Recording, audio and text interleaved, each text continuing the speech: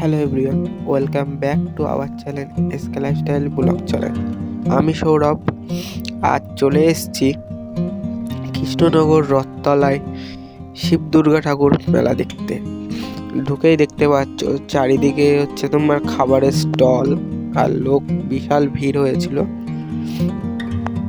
মানে জায়গা দেওয়া যাচ্ছিল না, এতটা ভিড় হয়েছিল ওখানে। তো আর এদিকে হচ্ছে তোমার মাঠ ঘূর্ণির মাটির পুতুল, যেগুলো ফিগার, সেইগুলো এখন পালপাড়াতেও হচ্ছে। সেই ফিগার দিয়েছে একটা কাকু, সেই ফিগারগুলো দেখো। বিভিন্ন আর্ট, সবজি বিক্রি করছে এখানে, দেখো সবজি বিক্রি করছে। এখানে আছে সবজি বিক্রি করছে, কলা, আপেল। একটা মহিলা খুব সুন্দর করেছে এখানে। আর এখানে হচ্ছে একটা মানে মাতাল করেছে মদের। এখানে হচ্ছে ভিখারি এটা করেছে, এখানেও একটা ভিখারি করেছে মহিলা, খুব সুন্দর।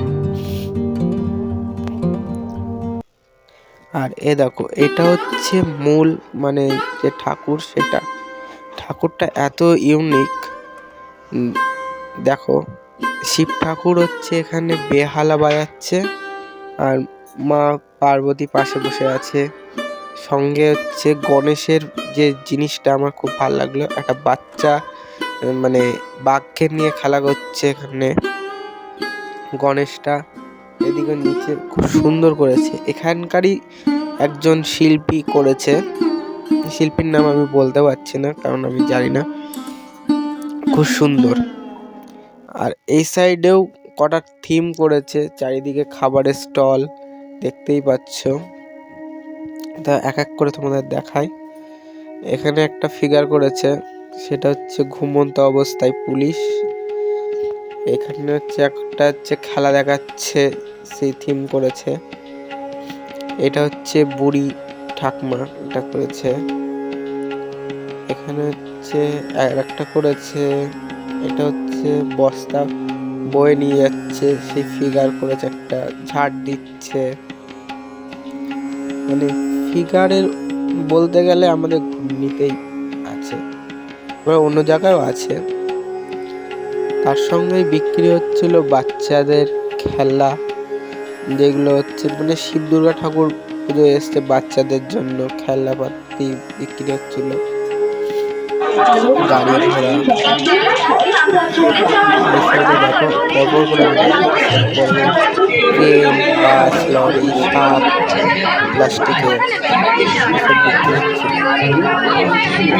মানে শিব দুর্গা ঠাকুর পুজো কি পুজো বলো, পারপোস বলো, মানে এখানে শুধু পুজোটা বলে কথা না, আদার্স যে যত মানুষজন আছে তাদেরও কি অর্থনৈতিক কিন্তু একটা দিক আছে।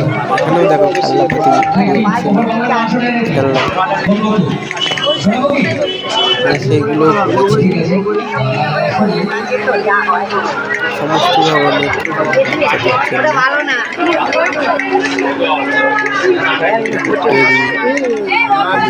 মোবাইল, এইগুলো আগে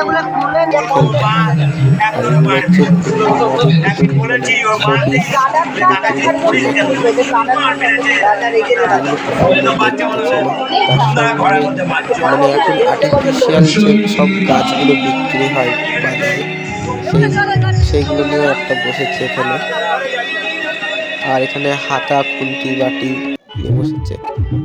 আর এখানে দেখো প্রোগ্রাম হচ্ছে, মানে বাংলাদেশ থেকে এক শিল্পী এসেছিল, সেই শিল্পীর প্রোগ্রাম হচ্ছে এখানে।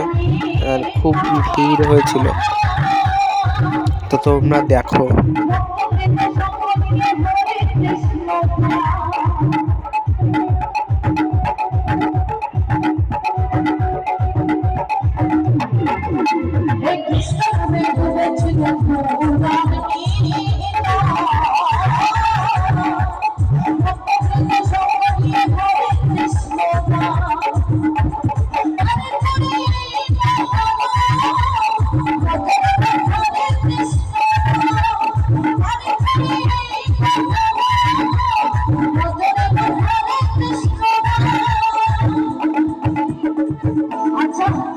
আমি যে হরিনাম গাইছি এটাকে ভালো লাগছে না? যদি আপনারা বলেন যে হরিনাম ভালো লাগছে না, তাহলে হরিনাম গাইবো না। হরিনাম ভালো লাগছে? যদি হরিনাম ভালো লাগে, আমার মায়েরা বৌদিরা যারা আছে তাদেরকে বললাম, আমি তো আমার জানা মতে যে হরিনাম শুরু হয়েছিল ওই নদিয়া থেকে, আর নদিয়ার মানুষ যদি হরিনামে মাতোয়ারা না হয়, তাহলে কোন গ্রামের মানুষ হরিনামে মাতোয়ারা হবে? তো মায়েদেরকে বললাম হরিনামে একটু মাতোয়ারা।